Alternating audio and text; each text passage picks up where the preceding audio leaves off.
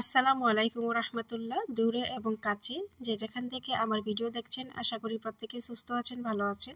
আলহামদুলিল্লাহ, মহান আল্লাহ তাআলার অশেষ রহমতে আমিও ভালো আছি, সুস্থ আছি।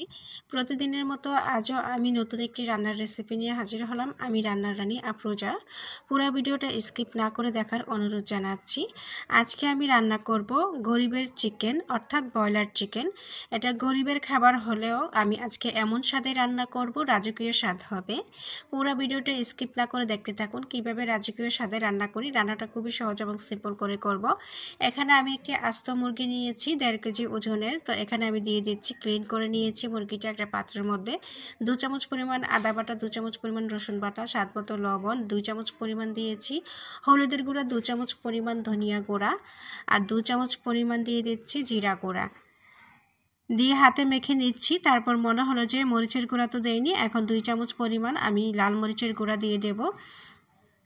দিয়ে এই মশলাটা দিয়ে ভালোভাবে আমি মেখে নিচ্ছি। অর্থাৎ আমি চিকেনটাকে ম্যারিনেট করে রেখে দেবো আধা ঘন্টার জন্য। আধা ঘন্টা পর ফিরে আসলাম। আমি চুলার মধ্যে একটি প্যান বসিয়ে দিলাম। তো দিয়ে দিলাম রান্নার রেগুলার তেল দিয়ে এখন আমি পেস্টটা দিয়ে দিলাম। আমি কিন্তু যখন মশলার সাথে মাংস ম্যারিনেট করেছি তখন কিন্তু পেঁয়াজ দেই নাই। আশা করি যারা আমার ভিডিওটা দেখছেন তারা দেখেই বুঝতে পারতেছেন। এখন আমি পেঁয়াজটাকে নেড়ে চেড়ে একটু লাল লাল করে ভেজে নেব। আমি যেই প্রসেসে রান্নাটা করতেছি, এই প্রসেসে রান্নাটা করা কিন্তু খুব সহজ এবং খেতে হবে দুর্দান্ত টেস্ট। আমাদের দেশে অনেকগুলো মানুষ আছে যারা ব্রয়লার চিকেন খেতে পছন্দ করেন না। তারা আসলে রান্নাই জানেন না, সেই কারণে পছন্দ করেন না। একটা সময় আমিও খেতাম না। তো এখন আমি রান্নাটা একটু চাইনিজ স্টাইলেও খাই এবং বাংলা সিস্টেমে যদিও রান্না করি, আমি আমার মতো টেস্টি করে রান্না করি, তাই আমি খেতে পারি। অন্য কারোর রান্না আবার খেতে পারি না পছন্দ না হলে। এবার দেখুন বন্ধুরা, আমি লাল লাল করে ভেজে নিয়েছিলাম পেঁয়াজ কুচি। এখন দিয়ে দিলাম আমি চিকেনগুলা, দিয়ে নেড়ে চেড়ে অনবরত রান্নাটা করব। আর আমি একটুও পানি দেব না। ব্রয়লার চিকেন থেকে এমনিতেই পানি ছাড়বে, ওই পানি দিয়ে আমি কষিয়ে কষিয়ে রান্নাটা কিভাবে করছি আপনারা শুধু মনোযোগ দিয়ে দেখেন। দেখুন বন্ধুরা, 10 মিনিট পর ফিরে আসলাম। আমি চুলার আঁচটা লো মিডিয়াম করে ঢেকে গেছি। আর এই ফাঁকে এই যে এতগুলা পানি উঠেছে চিকেন থেকে, এই পানিটা দিয়েই আমি মূলত রান্নাটাকে কষিয়ে কষিয়ে করব।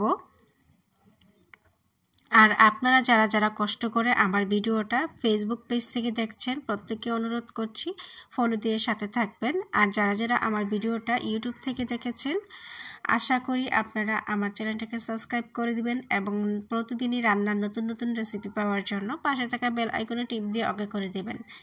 এর মাঝে বন্ধুরা আমি চিকেনের মাঝে একটু গরম মশলা দিয়ে দিয়েছি, 4-5টা এলাচ দিয়েছি, একটা তেজপাতা দিয়েছি, আর দারচিনি দিয়েছি 2 টুকরা দিয়ে তারপরে আমি কিন্তু অনবরত নেড়ে চেড়ে চিকেনটার যে ঝোলটা ছিল আমি শুকিয়ে ফেলেছি।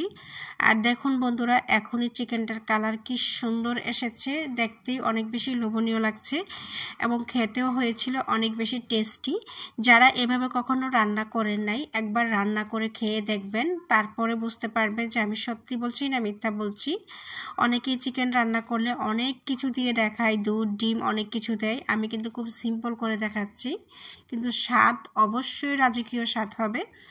তো এখন আমি টেস্টটাকে বাড়ানোর জন্য আমি একটু টমেটো কেচাপ দিয়ে দিলাম 2 চামচ পরিমাণ। আপনারা চাইলে এটা স্কিপ করতে পারেন, এটা ছাড়াও টেস্টি লাগে। তো আমার কাছে যেহেতু টমেটো কেচাপ ছিল আর আমি পছন্দ করি তাই দিয়েছি। আর 4টার মতো আমি কাঁচা মরিচ দিয়েছি সুন্দর একটা ফ্লেভারের জন্য। এবার নেড়েচেড়ে আরও কষিয়ে নিচ্ছি। আর চুলার আঁচটা লো মিডিয়াম রাখতেছি, যেহেতু আমি এই চিকেনে কোনো ঝোল দেই নাই। এটাকে লো আঁচে রেখেই মানে লো মিডিয়ামে রেখেই কিন্তু আমি রান্নাটা করতেছি। খুব কমিয়েও দিচ্ছি না চুলার আঁচটা এবং চুলার আঁচটা বাড়িয়েও দিচ্ছি না। তারপর একটু লবণ দেখলাম যে লবণ লাগবে কিনা, দেখলাম যে 1 চিমটি লবণ দেওয়া লাগবে, তারপর লবণটাও দিয়ে দিলাম। এইভাবে অনবরত নেড়ে নেড়ে আমি কিন্তু পুরো রান্নাটাকেই কমপ্লিট করে ফেলেছি।